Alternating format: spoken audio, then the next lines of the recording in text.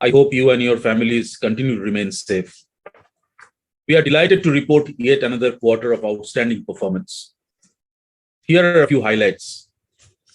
Quarterly revenue of US dollars 350.1 million, up 12.7% sequentially as a result of broad-based growth. Year-over-year revenue growth of 34.1%, our highest ever for a quarter in a decade. Organic quarter-on-quarter revenue growth of 12.1%, again our highest in a decade. Revenue run rate of US dollars 1 billion in North America and US dollars 250 million in Europe and UK together. Aggressive investments in strengthening our capabilities and partnerships while maintaining EBITDA margin at 20.5%. Challenges bring opportunities. Our robust performance through a global pandemic shows that this is true in case of Mindtree as well as our customers. As disruption caused by the pandemic ease with growing vaccination, fewer cases and improved customer sentiment, a clearer view of the demand landscape is emerging. There is growing appetite and urgency among organizations across industry sectors to tap into digital and cloud technologies, and that too do so very fast. This trend is fueling continuous innovation in business models, processes, operations, products, and services with a focus on not just optimizing costs, but maximizing revenue, operational excellence, and business resilience. Organizations are looking for strategic partners who can quickly align with their vision, understand their strategic priorities, and mobilize technology and business capabilities for them to drive superior business outcomes and customer value. For us, this is translating into more opportunities. We are capitalizing on these opportunities with cutting-edge capabilities, operational discipline, and organizational nimbleness. In a rapidly evolving marketplace, we believe these attributes give us an edge. Thanks to the confidence placed in us by our customers and partners and the hard work of Mindtree Minds, we are proud of how we have built upon our solid start to this financial year to deliver all-round performance in the second quarter. For the quarter, our revenue was US dollars 350.1 million, up 12.7% sequentially, with all industry segments, service lines, and geographies reporting healthy growth. Our order book, comprising a healthy mix of annuity and transformational deals, stood at US dollars 360 million, up 18.7% year over year. Our ability to maintain our EBITDA margin at 20.5%, even while investing significantly in the business and our people, speaks to our operational rigor and efficiency. There is a visible uptick in spend on emerging technologies and services. Our aggressive focus on client mining to tap into cross-sell and upsell opportunities is working very well. Now, let me provide some color on growth of various industry segments. Our communications, media, and technology business grew 5.4% sequentially on the back of strong demand in core modernization, digital product and platform, digital marketing, omnichannel experience, and cybersecurity. For a leading telecom company, we rapidly built a suite of high-performing employee applications on a low-code, no-code platform, reducing the capex for building the applications by half while enabling 3 times faster rollout. For one of the world's top business schools, we built a consolidated cross-cloud platform that provides a 360-degree view of students' progress, helping better management of the end-to-end learning lifecycle. A leading global technology company selected us to envision and execute their strategic data modernization program. We also won deals with leading multinational information services and telecom conglomerates. Our retail, CPG, and manufacturing business grew 29.7% sequentially. A part of the demand fraction was seasonal due to businesses opening up for retail and in-person shopping after an extended lockdown. Customers are looking to build and scale connected ecosystems of products, experiences, factories, and operations using cloud and digital technologies. We expanded our work with leading brands in consumer goods, household appliances, sportswear, automobiles, personal care products, container shipping services, among others. Given today's pervasive connectivity, many customers are combining smart products and associated services to unlock new revenue streams and better monetize their services portfolio. For example, we are helping an industrial equipment distributor pivot from selling discrete products to selling throughput or outcomes. We are helping an electronics retailer reimagine its go-to-market strategy and leverage an omnichannel approach to increase basket size. The IoT capabilities of Mindtree Next have helped us win transformation deals at leading multinational manufacturers of consumer goods, industrial products, building materials, and automobiles in the US, Europe, and Asia Pacific. Our banking and financial services and insurance business grew 8.9% sequentially, with customers increasingly looking for flexible, nimble, and transformation-first partners to drive core modernization, accelerated product rollouts, continuous transformation, digital engineering, and experience disruption. During this quarter, a large credit card agency selected us to help it embrace a product IT operating model. We also signed contracts with asset managers for critical ESG-related data initiatives and with Tier 1 banks to strengthen regulatory compliance.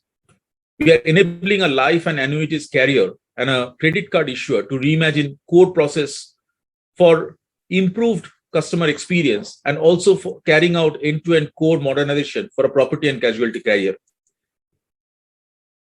We are leveraging our Next capabilities to help a Tier 1 insurance carrier to drive IoT-related product innovation, and also providing product engineering services to the European arm of a large fintech company using a pod-based approach. We are leveraging our partner ecosystem to enable several customers, including investment, insurance, and asset management companies in the US and UK, to drive their cloud and data strategies, improve time to market for new products, reimagine direct-to-consumer model, and optimize costs. Our travel, transport, and hospitality business grew 14.2% sequentially. This is the fourth consecutive quarter of double-digit sequential growth for this business, led by increased focus on core modernization and digital transformation. Our strategy to diversify our growth is working well. This quarter, a global cruise holding company selected us as a digital engineering partner for return to service initiatives to help them re-engineer and modernize their passenger mobile channel. We are also going after opportunities in the food and beverage and surface transformation sectors. For example, we are developing solutions around Mindtree's Next offerings in railroad.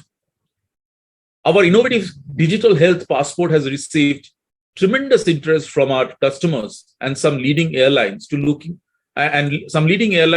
to integrate it with their applications to further improve customer experience. Healthcare, our most recent industry group, contributed $3.7 million to our revenue. We continue to invest in accelerating our growth across the identified segments of the healthcare market by synergizing our service line capabilities. In terms of geographies, North America contributed 72.8%, Continental Europe, UK, and Ireland contributed 19.6%, and APAC and Middle East contributed 7.6% of our revenue during the quarter. While our North America business hit the $1 billion revenue run rate this quarter, Europe and UK together crossed a revenue run rate of $250 million. We recently expanded our leadership in Europe and Asia Pacific with industry veterans and will continue to dial up investments in these markets to accelerate growth.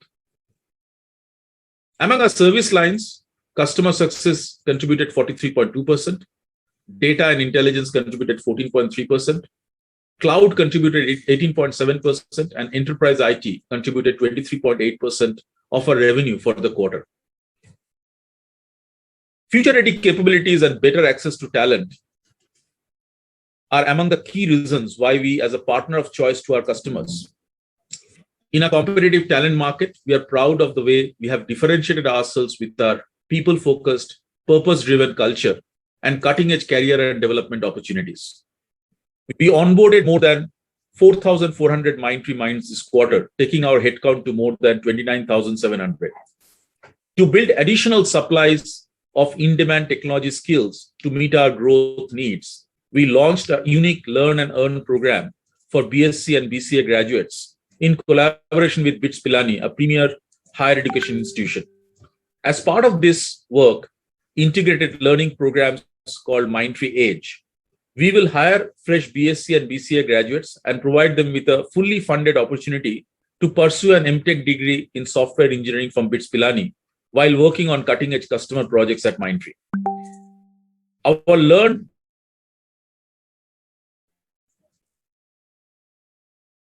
anywhere, anytime approach to delivering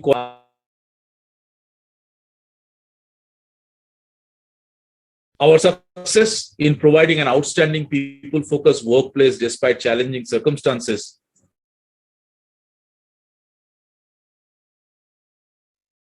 one of several prestigious accolades. We were recently certified work in India for 2021. This certification is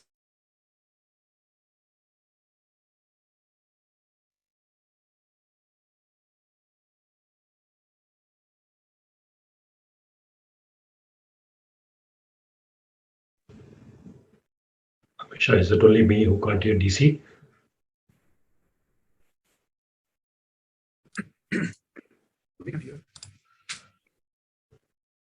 We can hear him here. At this year's Brandon Hall Group Awards for Human Capital Management Excellence, we won 3 awards for innovative leadership development, HR data analytics, and employee benefits and wellness. For the quarter, our LTM attrition was 17.7%. While we do not expect this phenomena to continue for long, we believe our people engagement, compensation, job rotation, reskilling, and rewards and recognition programs are well positioned to make a difference. I will now turn over the call to Vineet for Q2 financial highlights. Thank you, DC. Good evening and good morning to everyone on the call. Our all-round performance in the second quarter validates our strategic focus and meticulous execution. Our consistent performance demonstrates our ability to deliver profitable growth despite unprecedented times. In line with our vision to sustain EBITDA margin, we reported EBITDA margin of 20.5% this quarter compared to 20.3% in Q1 FY22. The 20 basis point expansion in the EBITDA margin over the prior quarter was primarily due to 190 basis point from the business growth and operational efficiencies, offset by 140 basis point impact of wage hikes and 30 basis impact of cross-currency movements. Our reported EBIT margin for the quarter was 18.2% compared to 17.7% in the preceding quarter. The effective tax rate for the quarter was 25% as compared to 26.2% in Q1. Net forex gain for the quarter was $3.9 million. Profit after tax margin for the quarter was 15.4% as compared to 15% in the previous quarter. PAT in absolute terms was $54 million, resulting in an EPS of 24 rupees 20 paise for the quarter as compared to 20 rupees 80 paise in Q1. Our DSO for the quarter stood at 63 days. For the quarter, EBITDA to operating cash flow 6% and free cash flow to EBITDA was 52.6%. Annualized return on capital employed for the quarter is 41.7% and return on equity is 34.2%. Our utilization in the quarter was 82.9% compared to 83.2% in Q1. Our contractual pricing for the quarter remains stable. As of September 30th, 2021, our cash flow hedges were at $1,279 million. Hedges on the balance sheet were $129 million and options of $12 million. We continue work on refining our purpose and ambition for 2025 around the triple bottom line of profit, people, and planet. The Board of Directors at its meeting held on October 13, 2021, has declared an interim dividend of 100%, that is 10 rupees per equity share of par value rupees 10 each. I now hand it back to DC for the business outlook. Thank you, Vineet. For enterprises across industries, the new normal has embedded technology even deeper into competitive strategies around customer experience, market relevance, and business resilience. They are doubling down on modernizing legacy environments, scaling digital and cloud transformation programs, and reimagining businesses around hyper-personalized experiences while driving cost efficiencies. They will continue to create more opportunities for us, notwithstanding the transient impacts of labor or supply chain issues during economic recovery. We have a very clear strategy and roadmap to capitalize on these opportunities. We continue to invest significantly in adding to our domain, digital, and marketing capabilities. We have further expanded our portfolio, diversified our customer base, and re-engineered our recruitment engine. We are driving innovative, more rewarding deal constructs around business outcomes and deepening our partnership with hyperscalers to broaden our value proposition. Our ability to upsell and cross-sell in our existing engagements while going after new logos is delivering remarkably well. We are pleased with our Q2 and first half FY22 performance. It has further reinforced our confidence in our ability to deliver profitable and industry-leading growth in FY22. With that, let me open the floor for questions. Thank you very much. We will now begin question and answer session. Anyone who wishes to ask a question may raise your hand from Participants tab on your screen. Participants are requested to use headphones or earphones while asking a question. Ladies and gentlemen, we will wait for a moment while the question queue assembles.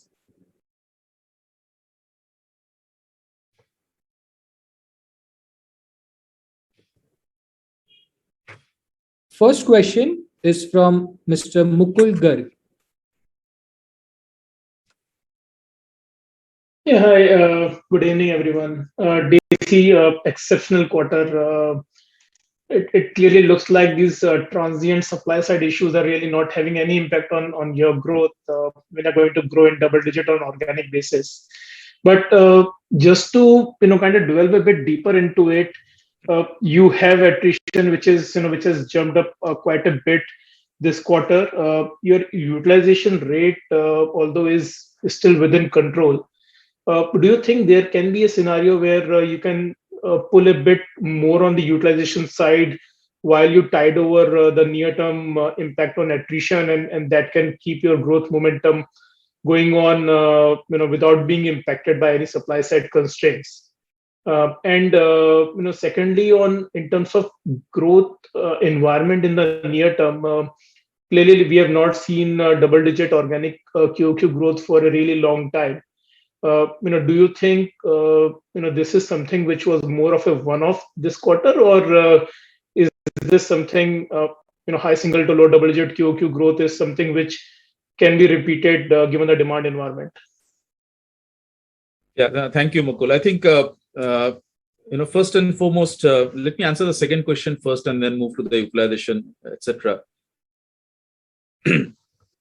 See, as far as growth is concerned, every quarter is different, and there will be seasonalities in some quarters, but the demand environment that we see right now, I feel that the growth momentum that we have developed, the momentum at a broad level will continue. So, you have heard our commentary before as well, that we were very confident that we should be able to do a double-digit growth, for this quarter, which obviously you can see that for this fiscal, which you can see that we have been progressing very well. So it is difficult to call out, specific quarters, but at an overall level, I can say that the demand environment is very good, and our focus is to continue the momentum in terms of all the machineries that we have to ensure that we can we can fulfill the demand and we can continue on our growth trajectory. Specifically coming to utilizations, etc. So look, there are definitely challenges, but then we have to find our own ways to mitigate those challenges. You heard about the EDGE program that we talked about. That is something which we designed looking at the future. How do you look at the various aspects of the business? So I would say that utilization is only one aspect of the business as we look at the overall, the supply side. But there are a lot of other things also that we are doing apart from utilization which will help us to continue the momentum. But at this point of time, I think what you see in terms of utilization is something which is a nice balance, but it may go a little up and down depending on the situation. But there are a lot of other initiatives going on within the organization, which is actually helping us in terms of tiding over the current situation. Anybody wants to add there, Patra?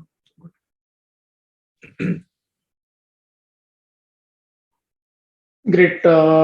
Thanks for answering my question, and congrats again on the quarter. Thank you. Thank you. Next question is from Vibhor Singhal. Hello, I am audible. Yes. Yeah. Hello, DC. Hi. Hello, team. Congrats on a great set of numbers. It's just quite ironic that a couple of years back, the kind of growth rate that we've reported in this quarter, I think the industry was struggling to report that kind of a number on a Y-on-Y basis a couple of years back. And now we are kind of reporting that number on a Q-on-Q basis. So a very strong performance indeed, and congrats to the entire team for that. DC, just two questions on this basically. I think in this quarter, one is we saw the top client remain flat Q-on-Q. And I remember you mentioned this, you've been saying this for a long period of time, that we expect growth to come, and we expect the concentration of the top client also to basically reduce over a period of time. We expect more tail accounts and more other accounts to continue to grow. So basically just wanted to pick your brains on this, that is this a part of the strategy that we are looking at in terms of basically making sure that the top client concentration remains, does not overshoot a specific number which imparts that business risk? Or do you see there could be some temporary slowdown in the top account itself, maybe temporary, or maybe we hitting a ceiling of that kind? Is that something that we should be looking out for? Second question to Vineet is on the margins. Vineet, I think a strong performance yet again on the margins front. Despite salary hike, we've been able to expand our margins on a Q-on-Q basis.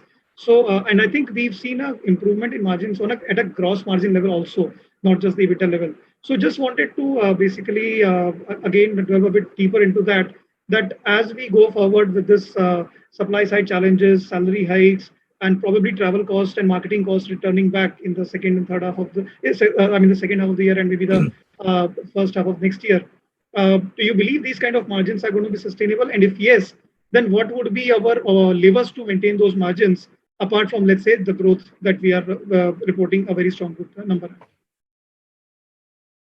Thanks, Vibhor. So let me just answer the first question in terms of top client, and I want to just give you some perspectives. See, we have always been saying that we want top client to grow, and at the same time we want the next set of 20 clients to grow faster, so that we automatically reduce the overall concentration. So if you look at the top client, though the sequential growth has been not that much, because there are seasonalities even within that portfolio, but on a year-on-year basis, the top client still grew around 12.8%. And we feel there is a lot more opportunities in terms of growing the top client. But the interesting thing is, if you look at the 2 to 10 segment, quarter on quarter, the 2 to 10 clients, they grew at around 16%, and the 2 to 20 grew at around 19%. So which is kind of tallying with the vision that we had laid out, that with the strategy of cross-selling and upselling into our top clients, where we want to really mine those accounts. I think that strategy is working out very well, and that is how you see the picture shifting a little bit, and that's visible in this particular quarter. So, Vineet? Yeah. So, Vibhor, as we mentioned at the beginning of the year, that our endeavor is to continue and maintain a profitable growth story. And in that, we had said that we are confident that we'll be able to sustain a 20% plus EBITDA margin from a year-to-year perspective. At this point of time, I would say yes, there are challenges. There is a cost pressure that is going up because of the rising cost of talent. However, we continue to also offset it with our operational efficiencies. One important part, what you are seeing as a part of our growth story, is our growth is happening is in line with the profitable growth story. So all the new additions, the growth is coming at a pretty fairly decent margins. Second, we are able to also add a lot of fresher community to our balancing the pyramid, and this I think so is one of the important highlight that compared to the past years. If you look at between the last 2 quarters, we have added more than 2,000 freshers, and they continue to get billed and offset the sort of attrition and the high cost that is coming in. So that we will continue to invest more into that and continue to help get this leverage in our favor. Third, there is also, as you would have seen, that our dependence on the subcontractor as a long-term model. We are very cautiously monitoring that and ensuring that it is rightfully managed and maintained, so that it helps us in terms of delivering doing the right delivery, but at the same time not negatively impacting our margin story. So yes, we are confident of the 20% margin story. You may see some quarters up and down, but on an overall long-term note, we are confident of the story. Sure. Great. Thanks a lot, Vineet. Thanks a lot, DC, and wish you guys all the best. Thank you. Thank you. Next question is from Manik Taneja. Hi, thank you for the opportunity and congratulations for very solid performance across the board. I just wanted to get your thoughts on a couple of things, DC. Number one thing is that we've seen a very strong sequential growth performance on the manufacturing and retail side, and that couples with the solid revenue traction even in continental Europe. So is there some element of one-offs there, and do the two things relate with each other? That's question number one. The second question is that when I see your client metrics, for the first time since the ownership change in the organization, I have seen the number of clients go up. So do you think now we are well past that stage where we are rationalizing the tail accounts and we should probably see this number go up further? Thank you. Okay, thank you, Manik. So let me address the first question. So you're spot on. I think if you have heard me talk about the fact that we wanted to double down on Europe. We have been investing in Europe for the last 12 months or more, and that has manifested in terms of some of the growth that is coming in Europe, and they happen to be in the manufacturing and the retail segment. So that's where you see some uplift over there. So they are definitely connected and related. In terms of client metrics, yes, we are and we are also very carefully adding new logos which are strategic to the business. I would say that yes, the long-term rationalization has been going on for a while, and I think there will be an opportunity to rationalize a little more, but we are not in any hurry to do that. So we'll do that slowly at an appropriate time. But I'm also glad that overall this is the first time you're seeing the number of clients going up. Venu, you want to add anything?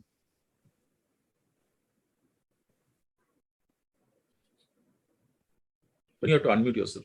Sorry. Yeah. So look, I think just on the commentary with regard to the a particular quarter having a large percentage, it's also because in this quarter after the lockdown, especially the retail and the CPG and even manufacturing customers have started the business with a bit of a hybrid model with more in-person shopping kind of an experience. So without diluting the commentary on sustainability on the growth on that sector, I think this quarter was aided by a certain backlog of projects that comes in when you open up your in-person shopping experience as well. Sure. And I had one more question for DC, if I may. DC, basically, just like customers have adopted global delivery much more aggressively over the last 12 to 18 months time frame, do you see customers essentially experimenting with newer engagement models as well as they get much more open to global delivery? We are seeing that, Manik, and I think I can only say that customers are much more open right now to look at more longer-term transformational opportunities than what it used to be before. And so I'm very hopeful that there will be more interesting models that will emerge as we go along, because the demand environment is extremely strong. Thank you and all the best for the future. Thank you. Thank you. Next question is from Sandeep. Hi, good evening, and thanks for taking my question. DC, you are able to hear me? Yes, I can. Yeah, so congratulations on a very good set of numbers and excellent execution. DC, I have a little longer term question, and I don't want any numbers from you, but and I firmly believe in your story. I wanted to understand that if you see what has happened in the Western markets in various industries where on one side products are getting upgraded from feature products to smart products across manufacturing space, retail industries moving from offline to online in a very aggressive way, and there is a huge transformation which has happened on that front. And on the third front, all these things has pushed demand for agile data in terms of storage, in terms of computation, in terms of processing capabilities and all. So if you combine all these three things, and if you see the pandemic along with it, it looks like that while the demand environment has completely changed, and it will need a lot of spend on technology and upgradation. And and as in technology, nothing can happen in 1, 2, 3, 4 quarters. It takes 3, 4 years minimum to change basics.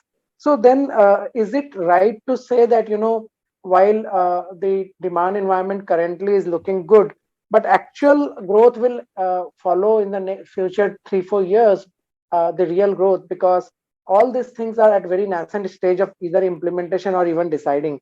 So do you share the same view that the demand environment which we are seeing right now, or the numbers which we have posted in last 2, 3 quarters, 4 quarters, is not even the 5% of what the industry or the cycle should be, and we will have a long upcycle ahead?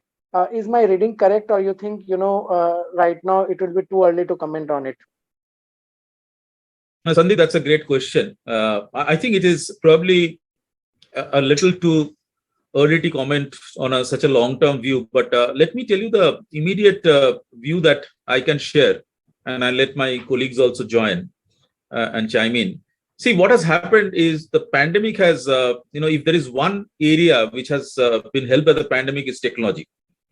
And many of the industries have realized that if you are on the cloud and if you can accelerate your journey to the cloud, then you can probably tide over some of these things much better in the future. So what clients had planned in terms of their transformation, they have preponed the transformation, and that's where see the acceleration. So that's number one.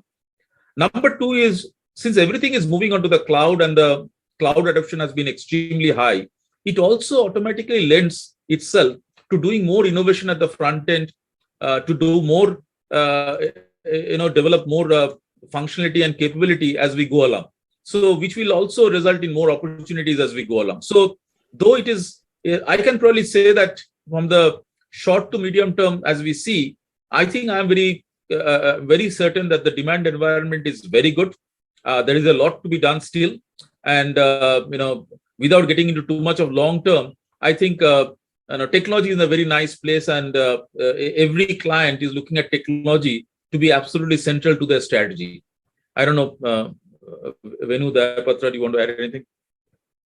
Well, I'll just add one comment, DC, which is, look, as this is essentially to talking about the technology trends, right? Let's keep the demand outlook commentary as DC explained, but just specific to talking about the technology, I think as the role of technology changes from an efficiency gain to revenue maximization gain, the adoption of technology will only increase with time, right? I mean, when the technology was used all these years more to get the efficiency out of the enterprises, and now the technology is getting used to actually maximize the revenue, of the enterprises. So as more and more technology gets exploited, I think the adoption of technology, the need for technology services will only increase with time. So if I can, ask one more question, because I just asked one, is that, okay, let me reframe my question, that if you see what the work which you are doing for your clients today, and if the work which you are already doing, and if that work needs to be used over next 3 to 5 years, will it entail much more acceleration in technology spend from the client from here on, or will it be like more of an incremental spend? Should I take that, DC? Yeah, sure. Yeah. Look, I think, I think the time has come to look at technology in two areas. If you're looking at technology as an enablement, which is like a classical IT spend, the endeavor from most of the enterprises in global markets will be actually to keep reducing it. And that's a natural thing to do for any enterprises, right? Whether you're growing or not growing, you have to keep your cost of enablement always going lower. And that essentially is to address the cost reduction mandate. And that spend will either remain stagnant or will grow in a smaller proportion, if I may say. But if you look at the technology as a phase of redefining the business models, right? And you spoke about a few examples of manufacturing and retail evolving into a different business model. So if the technology is used to redefine the entire business model, then we're in the beginning of that adoption, because not every businesses have transformed into a full-fledged business models of digital, right? So as their evolution happens, and it doesn't happen overnight, it happens over a period of time and in phases. As their evolution happens, technology plays a critical role on that aspect of digital transformation. So hence I feel when you look at technology for revenue maximization and technology for enablement, which is a cost or efficiency, it has two different narratives. Thanks a lot. I hope that answers. Yeah, definitely. Thanks a lot, and best of luck for next quarter. Thank you. Thank you. Thank you. Next question is from Apurva Prasad.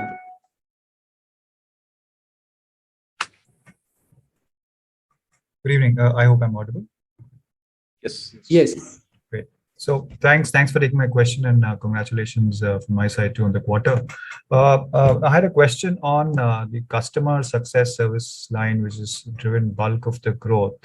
And my question really is that do you see deals in this service line getting bigger, deal sizes getting bigger rather, or are there more volumes in this? And is that assumption correct, that a lot of this is driven by partnerships, and solutions around Salesforce, Adobe? So would that ecosystem be contributing to a large part of this growth?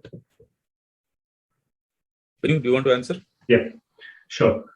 You're absolutely right. I think, firstly, the customer success traction is enabled by the partnership and the competency you build around the partner platforms, right? I mean, everything that's happening in customer success is essentially to transform our customer experiences. So, and that is where you see a significant investment happening with the hyperscaler, companies as well. You mentioned about Salesforce. There are many other partners that we have in that area. So yeah, you're absolutely right. I think the customer success is an area which is a hyper growth area, and we will see a good traction over there. Whether the deals will be big or small, I think it depends on the size of the companies who adopt customer success transformation, right? And depending on the sector too. If I look at BFSI as an example, I think it will be a multi-year kind of transformation program, and same with retail and CPG, it will be a multi-year transformation program on customer success. But there are mid-sized, probably manufacturing companies could be a short-term based transformation program. So it depends on the sector and also the size of the enterprises in terms of how much of transformation they're doing with their customers. That's useful, Venu. Thanks for that. And my second question is, we see on offshoring, which is increased further. Now, I mean, based on the recent wins, can this number increase or remain high, especially as you mentioned that pricing is stable, or can this number flip with travel resuming? As of now, I think our best guess is that customers have become very comfortable in which in the environment in which we have operated through the pandemic and the results that we have delivered for them. So I don't think that this number will flip significantly. But yes, with the travel starting, there could be a little bit of change in the numbers. But I think at a broad level, these numbers are going to hold. No, absolutely, DC. I think you covered it. One is that due to remote working, clients are a lot more comfortable in letting people work remotely. Second one is our focus on transformation and annuity deals. That also is helping with the offshoring. So we expect the offshoring percentage to remain in this ballpark, what we have been sort of delivering in last couple of quarters. Thanks. And just lastly, Vineet, with the increase in DSO, any comments there or some seasonality? No, it's just, I would say, one of nothing to read into it. It's we have been delivering extremely good DSO till the last quarter. This is just a one quarter whereby you see we do anticipate this will sort of come down and remain comfortable with the 60 to 62 days range. Great. Thank you and all the best. Thank you. Next question is from Mohit Jain.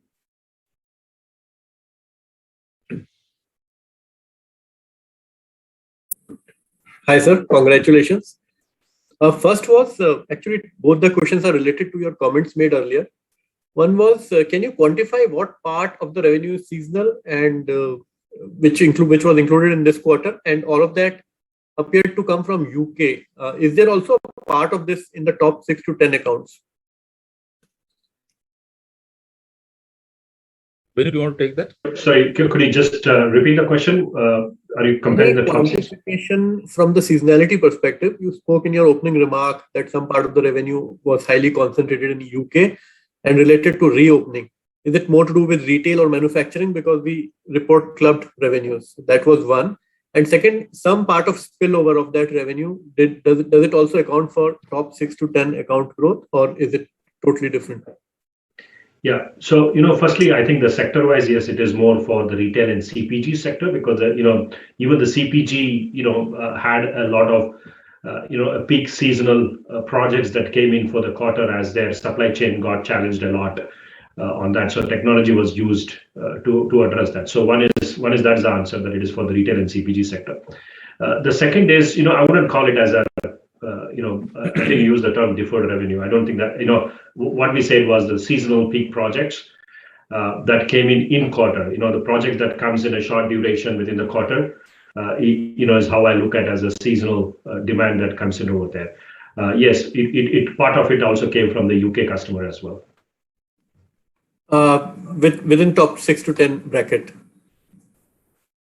Of the top 6 and 50, yeah. Within top 6 and 20 kind of customer base, yes. Okay. And second was anything that you can share in terms of net addition plan for the next 6 months or 12 months or anything that you have in mind and you can share? You want to take that, Patra or DC? Employee addition on a net basis. Yeah, Patra, you want to take or DC? Mohit, can you repeat your question, please? Net employee. I was looking for any number on employee addition from next 6 months or 12 month perspective, whatever you can share with us. No, we may not be able to call out a quick number, but we can only say that, what you heard in the commentary, we have been having a very healthy headcount addition. And we have been also adding a lot of, which is a combination of both freshers as well as laterals. And the way the demand is continuing, we can only expect that this trend also will continue, induction of both laterals and freshers. And but we may not be able to call out a specific number at this point of time. Understood. And last is on TCV. The TCV that we reported last quarter, does that include the seasonal part of it, which you booked in revenues this quarter, or that was something which happened during the quarter and just passed without going through the TCV? Well, I think the TCV that we shared last quarter actually having a bit of challenge in. Yeah, I can answer that, DC. I'll answer that. Yeah, so I think the TCV, I think the TCV we shared. Sorry. Go ahead. Okay, thank you. I think there's a bit of a lag for that. Sorry for that. The TCV that was shared last quarter was the TCV that was booked for the last quarter, right? And the TCV that was booked that is shared for this, for Q2 was all the contract that got closed, in the Q2 quarter. So I don't think there's any linkage between, the quarterly TCV numbers that was announced from Q1 to Q2. That's how I look at it. I was not referring to leakage. I'm saying what you booked at the end of the quarter would have got booked in revenues for this quarter. Is that correct? Or the assignment that you were referring to came during the quarter and got completed by the end of the quarter? Oh, no, it's not just related to the previous quarter order booking, Mohit. Some of these things are, a long term, but when we talk about seasonality kind of projects, yes, part of it would come from the booking that happens in Q1. And part of it would come from the Q2. I hope that answers your question. Understood. Thank you very much, and all the best. Thank you. Thank you. Next question is from Mr. Dipesh. Yeah, thanks for the opportunity. A couple of questions. I hope I'm audible. Yes, you are. Yeah, so a couple of questions. First, about the Q3 seasonality. Just want to get some sense about how do we expect this year Q3 to be? Because last year we have seen good strength even in H2O kind of thing. Whether we will return back to normal seasonality prior to last year, where we used to have furloughs impacting sequential growth trajectory. So if you can provide some perspective how we expect seasonality to play out in H2. Second question is about any change in ACV TCV dynamics in terms of, if I look your TCV growth rate, we are growing between 15 to 20%, but when I look your revenue growth rate, now we are up 30% plus. So whether we are seeing shrinkage in tenure, so despite lower kind of TCV number, but revenue conversion is much superior.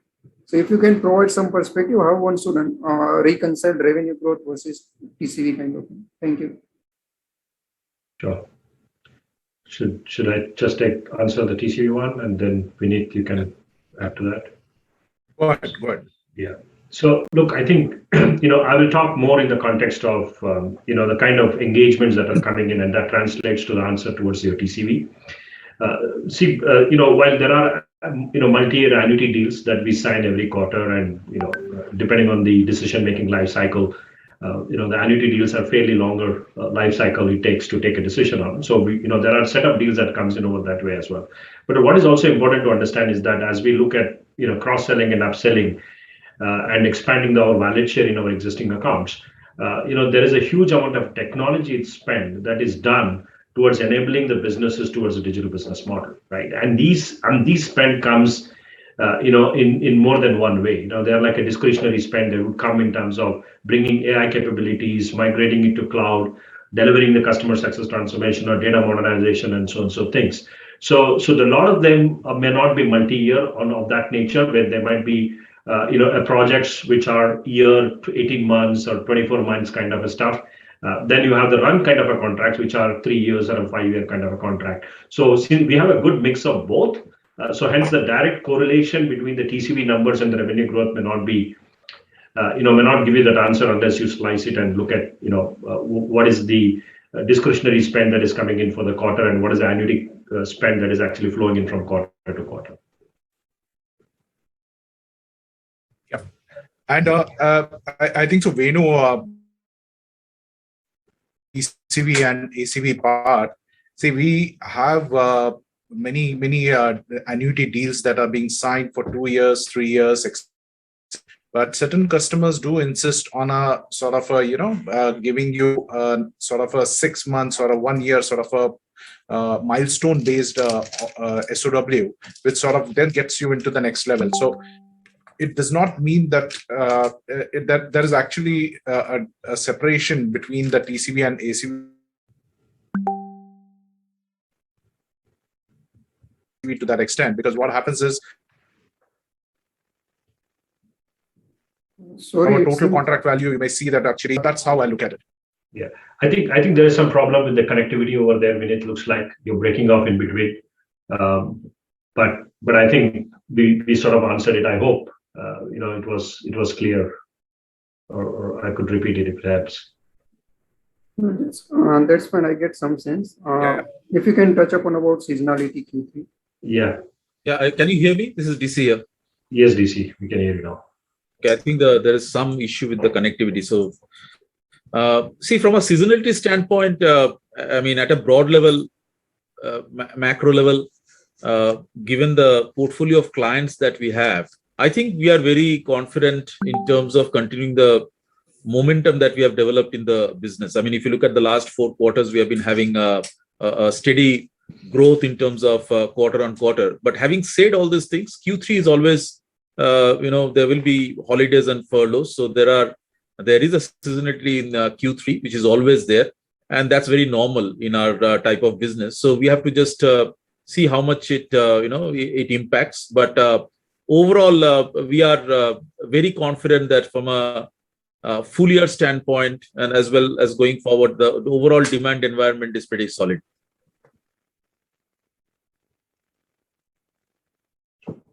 Understand.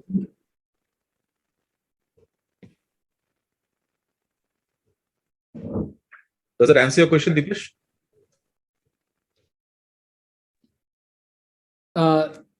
Dipesh, your network, that's an issue. We are going to the next question.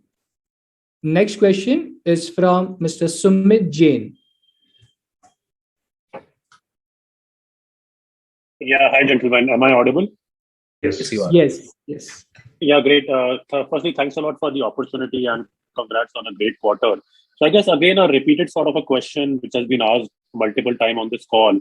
I guess half of our revenue growth this quarter was driven by retail CPG, Europe, and enterprise IT. So want to understand how much of that is sustainable in nature and how much of that was on account of seasonality because of reopening of Europe and UK, which may not repeat again in the next quarter. So I just want to understand what is the duration of those contracts? Are they sustainable into coming quarters as well, or will they slip off in the existing quarter itself? Yeah, so Sumit, I think let me give some commentary and then let Venu chime in. I can only say at a broad level, as Venu explained some time back, that the kind of work that we are doing for our clients, some of them are typical efficiency and cost takeout, and some of them are how do customer kind of support their customers, and which are all revenue earning opportunities for the customer. So I can only say that much of the work that you talked about just now is in the segment of where we are working on customers front end applications and working on direct to consumer, those kind of initiatives, which will only help customers to sell more to their customers. So these are all revenue earning opportunities. So I don't think as long as these things are beneficial to the customers, I think we will generate more momentum in these areas as we go along. Venu? Yeah, sure, DC. I just want to add the additional comment that the growth was not necessarily only from retail and CPG. I'm sure if you look at it around, it was there in by BFSI, TTH, fourth consecutive quarter of more than double-digit kind of a growth, and also on the service line point of view, it was customer success which actually grew by more than 20%. Because of the reasons that I explained in the context of the earlier question. So I think the growth has been manifested in all the sectors, and it has also there beyond enterprise IT. It has been there in the customer success and cloud and so on. And since we are in the beginning of those transformation journey, I think we're still confident about sort of addressing all those opportunities that lies ahead of us in the next few quarters. So they're definitely not one-off or anything related with, yes, to some extent, when the economy unlocks it, you get a seasonal peak demand, short time of it, but a lot of programs that we are doing are a fairly long-term engagements. No, got it. That's very helpful to know. And the other question I want to understand is if I look at your net addition of headcount, that has slowed down this quarter compared to the previous quarter. And of course, there is a seasonality in your order book as well. And plus there is obviously furloughs and holidays in December quarter. So if I combine these three metrics, net addition of headcount, order book, as well as the seasonality, any guidance you would like to throw for your December quarter, given that you had a phenomenal quarter in September? So I won't say that net addition this quarter, which has slightly come down compared to last quarter, has anything to sort of indicate in terms of how the future is going to look like. This is a factor of multiple things. One is ahead of time, the proactive hiring that we do, looking at the demand environment, when the people get onboarded, especially the freshers, etc. And therefore, there is a seasonality and there are the numbers which come down. Sometimes they go up quarter to quarter. But in terms of trend, the additions continue. They're very robust, and we continue to hire at the pace at which we were hiring in quarter one. Got it. That's helpful there. And one last question: if I look at the travel expenses, they have actually come down on a quarter-on-quarter basis. So anything to read out there? Like generally, the economy is opening up both in India and globally. So any reason why travel expenses were down QOQ? Sumit, right now hardly any travel is happening. So we do anticipate that the travel expenses will remain low for probably another, at least for the next quarter. Maybe from the beginning of the next calendar year, you may see an uptick happening on travel. Got it. Thanks a lot, gentlemen, for answering my questions, and all the best. Thank you. Thank you. Next question is from Vikas Ahuja.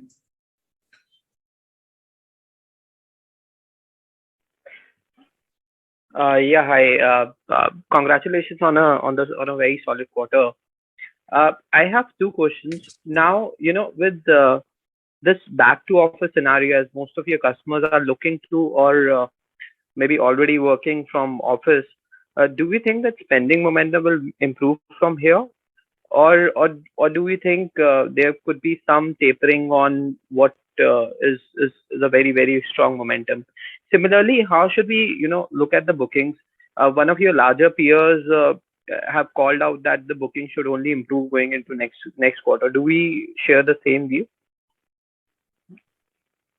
So, I mean, if I understand your first question, from a back to office scenario, I can only say that we are absolutely ready to kind of, we are already figuring out various models in terms of how do you look at back to work. And but whatever we do, we'll do in consultation with our clients, and we have a very robust strategy in terms of coming back to office. But in terms of clients spends as such, I don't know whether there is any connection or as such, because the demand is strong. The clients are still looking at significant discretionary. I think that will continue. In terms of bookings, I can only say that the kind of momentum we have and the kind of robust pipeline we have, definitely our bookings at an overall, our fiscal level will be definitely better than what used to be last fiscal. But there could be some quarterly, up and down. But I don't think we read too much into it. But overall, we are confident that for the full fiscal there will be very good bookings. Thanks, TC. That's very helpful. Just one follow-up. Any early indications you can share talking to clients how the budgets for next calendar year would be? Any color would be great. Thanks. It's a little too early. We have to probably wait for one more cycle, because that's when the clients will start looking at the overall environment. But as I said, whatever conversations we are having with our clients right now, looks like in most of the situations the initial overhang of the pandemic seems to be slowly getting over with all the vaccines and all these things coming in play. But still, we have to wait for a little while to get the concrete feedback. Sure. Thanks a lot, and best of luck. Thank you. Thank you. Next question is from Sulabh Govila.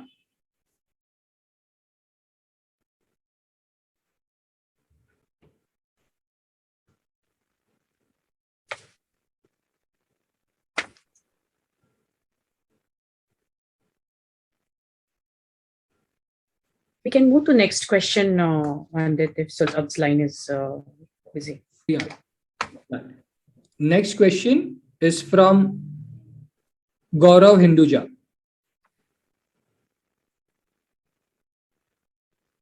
Yeah, thank you for taking my question. I have just one question actually on the TCV.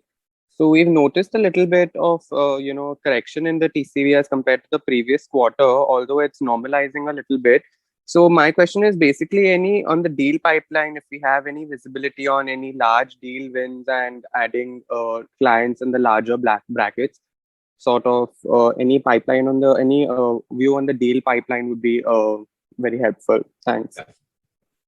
So Gaurav, I think I can only say that we have a very robust pipeline. We don't give specifics about pipeline, but just from an order book perspective, I can say that last quarter we had quite a few renewals. That's why you saw, and this is the phenomena. This is a seasonal thing that happens in the Q1. But if you look at the overall order book for the first half of the fiscal, it's like 860 million, which is 24.5% up for the same period last fiscal. And even the Q2 order book, which is 360 million, is up 19% year over year. So overall, I think the order book is quite healthy. It's very satisfying for us. So we are pretty confident that we'll follow the trend of having a good order book for the full year. Yeah, thank you. That's really helpful. Thank you. As there are no further questions from the participants, I now hand over to DC for closing remarks. Yeah, thank you everybody for joining the call. I have one more announcement to make. I would like to take a moment to welcome Vinay Kalingara to Mindtree as the head of investor relations. He brings more than 25 years of experience spanning investor relations, technology, and entrepreneurship.